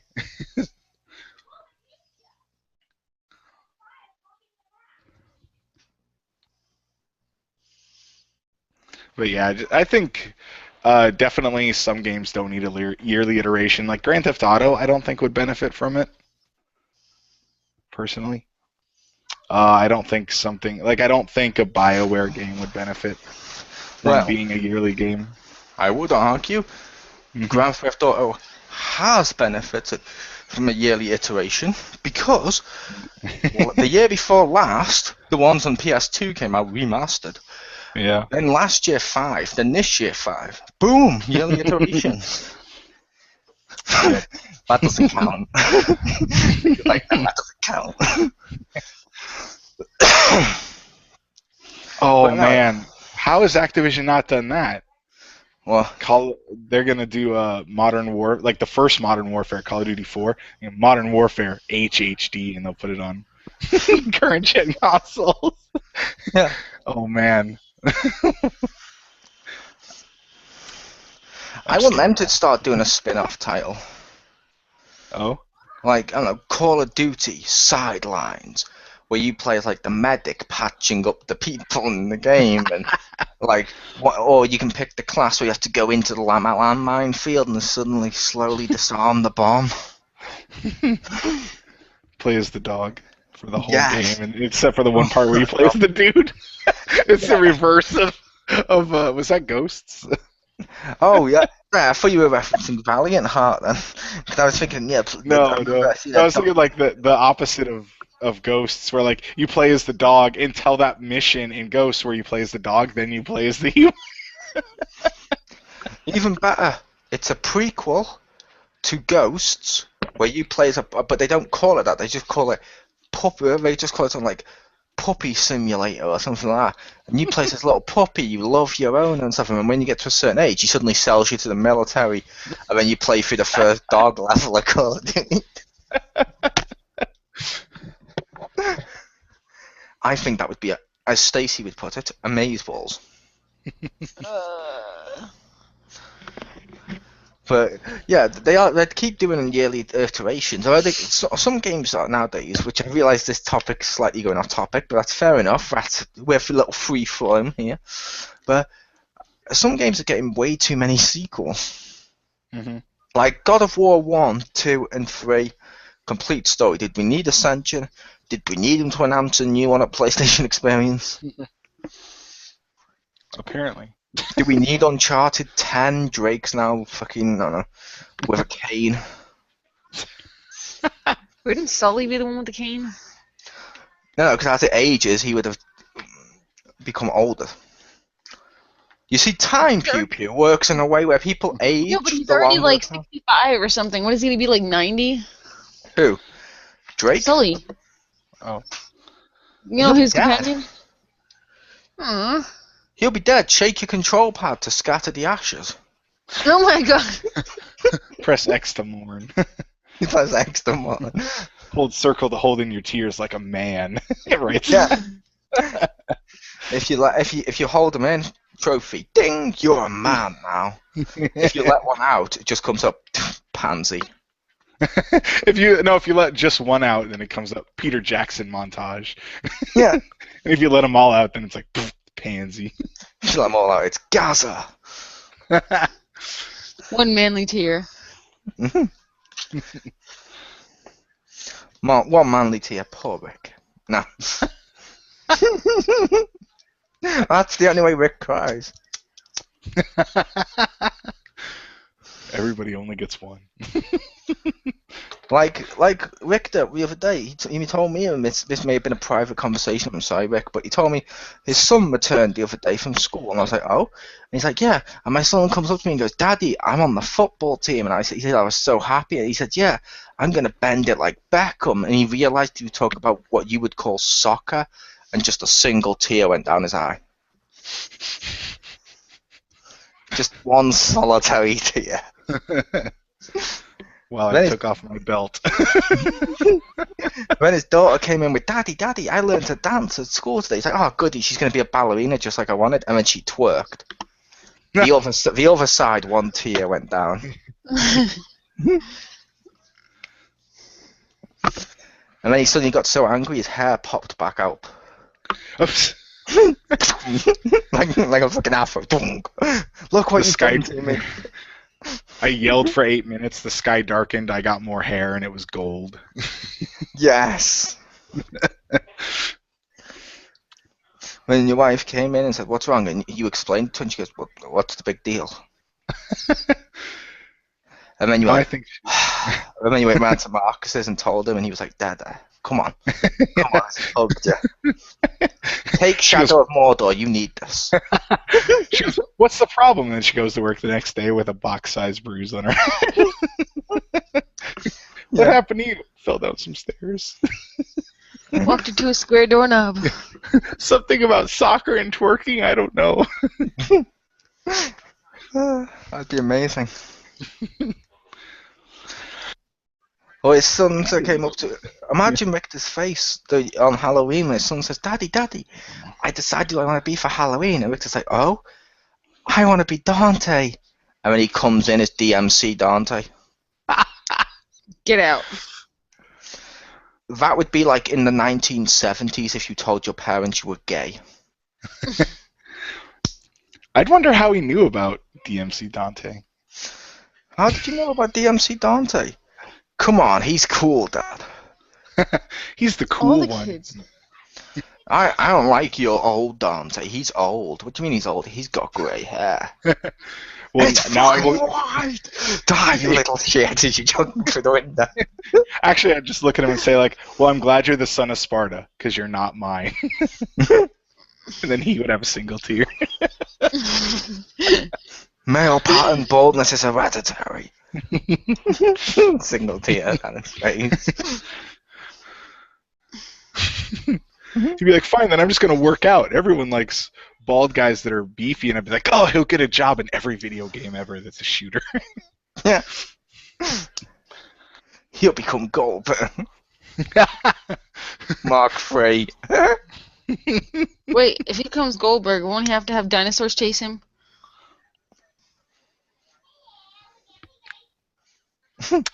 Yes? I don't know what she's on about. I don't either. Goldberg. You know, like the actor? That's Jeff Goldberg? Goldblum. Oh, like Goldblum, Jeff- sorry. I like Jeff Goldberg now. Yeah. Sorry, Goldblum. My bad. Goldberg was a professional wrestler with bald hair, a goatee, and massive muscles.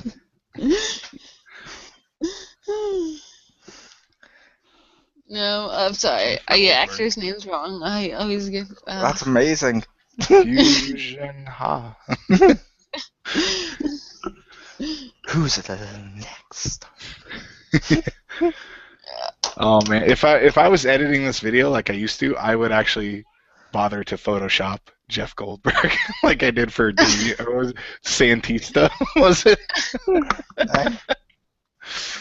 But no, really iteration. Yeah. But no, the multiplayer stuff is good because some of the multiplayer stuff's good that they take from Call of Duty. So's the other stuff that they take, like the yearly iterations. It can be good, but yeah, there is negatives to it too.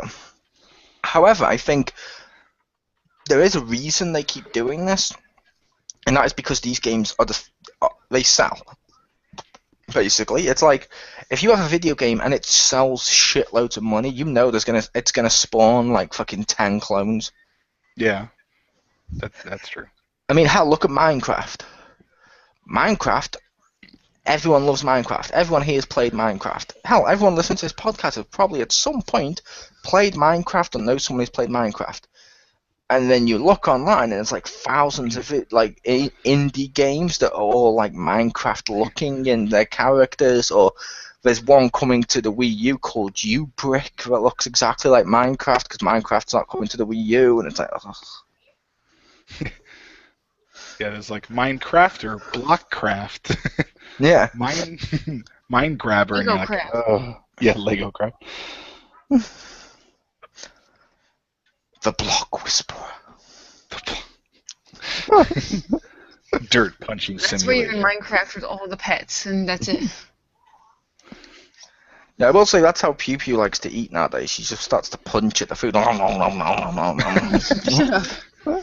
Oh, it's a cake. Just starts to punch. If I had that one, if I She actually holds it had in front of her cake, face, I would shakes it up food and down. punch it. Yeah, she goes, "Oh, excuse me, Mr. Baker," when she's in a bakery, yeah. "Can I try a bit of cake, please?" And they're like, "Yeah, sure. I just want a square piece." And they pass it to her, and she's like, and just starts to punch in the store and goes, "Yep, that's a real cake. I'll take one, please."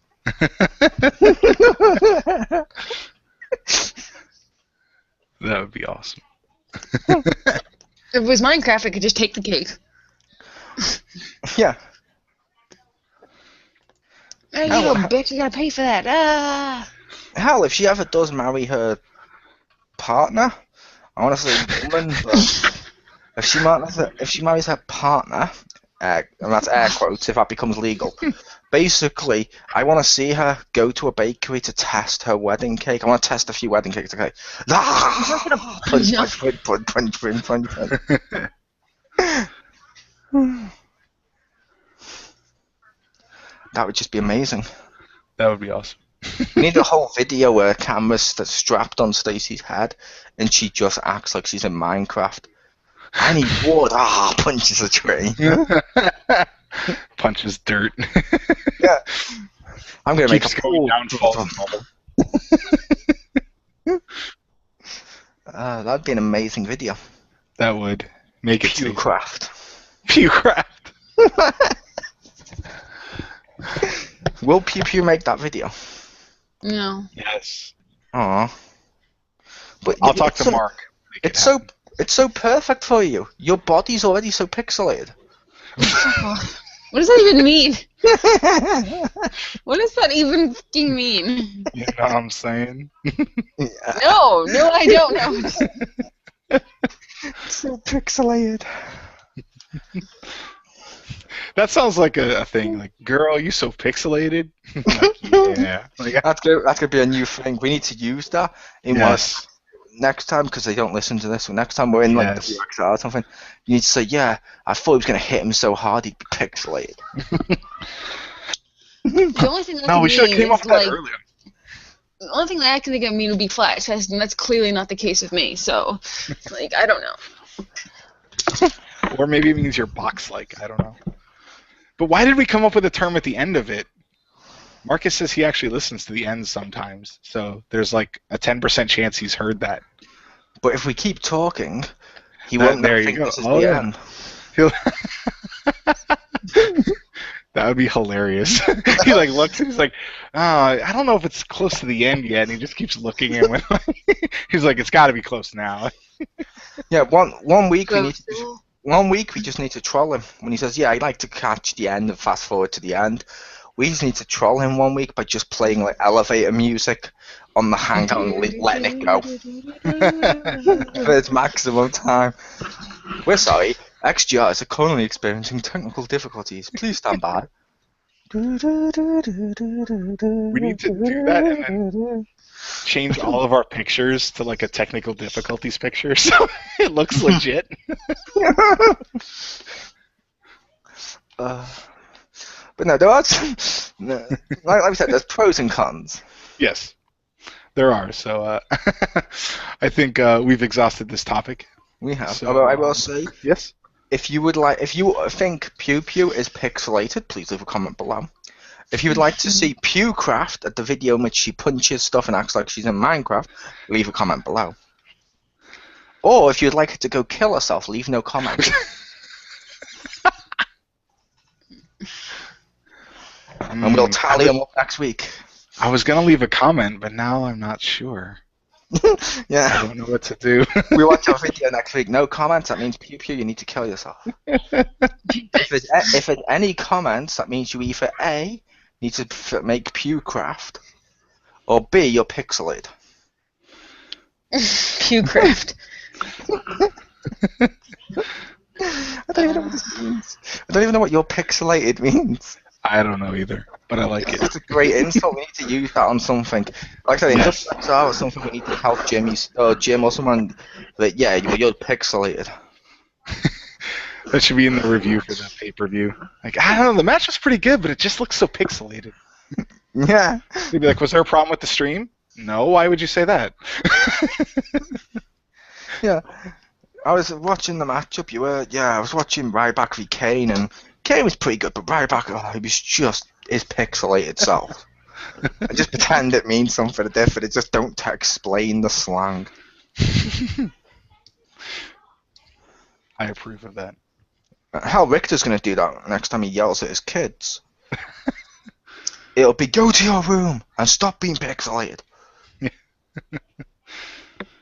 Hell, Richter's gonna do that next time he wants to watch something on TV and the kids are in the way. That's it, go to your room for being pixelated. What? You heard me, you're pixelated. Go to your room until you stop being pixelated. Go. And just put his feet up as he watches TV. If you come Tis- back at it with a Tis sign good to be the hammer. more Tis good to be the polygons. hammer. You come Yeah. back out of your room with a sign that says needs more polygons. Yeah.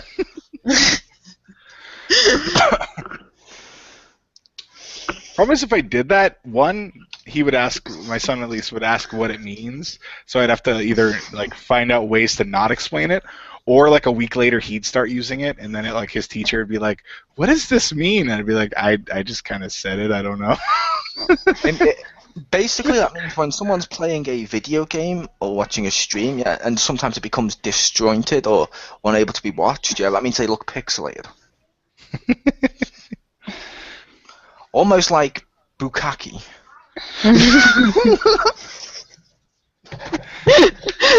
The only thing better than that is like if the teacher goes, "Oh, I mean what?" I want Richter to at one point go to a parent-teacher meeting and say to the teacher, and when they go through, "Oh, did you want me to make myself at home?" When she says, "Yeah," when she turns around, remove your pants, your top, everything, and just sit there with a can of beer in your hand.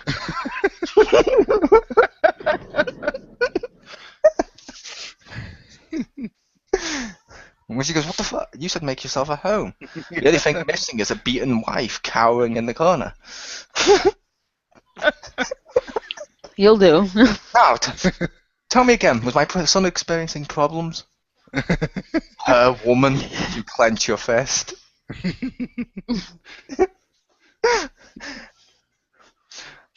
There's Victor when he goes home. Yeah, my son's not allowed in school anymore. What happened?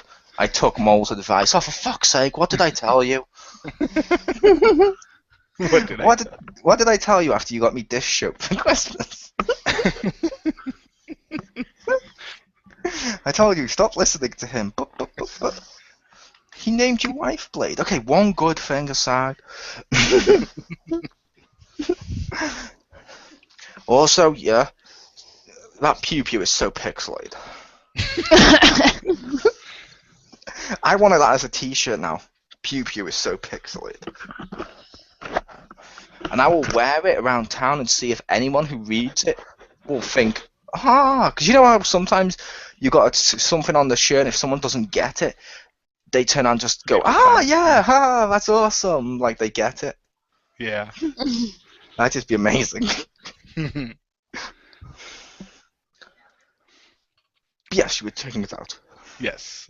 So anyway, I'd like to thank everyone for listening to us discuss the topic and the news and all the other stuff and all of our random ramblings. I'd like to caution everyone against becoming pixelated, because that apparently is not good. Or is it? A public service announcement from the Hammer. Yeah. The more you know. If you find yourself becoming pixelated, please remember to clear off the table and duck and cover underneath it until the pixelation goes away. Thank you. If you're too pixelated, we'll send you to the lair of the Phoenix. Yes. You'll unpixelate really fast. Now, please remember, pixelation is sexually transmitted, so wear protection. Sleepcraft.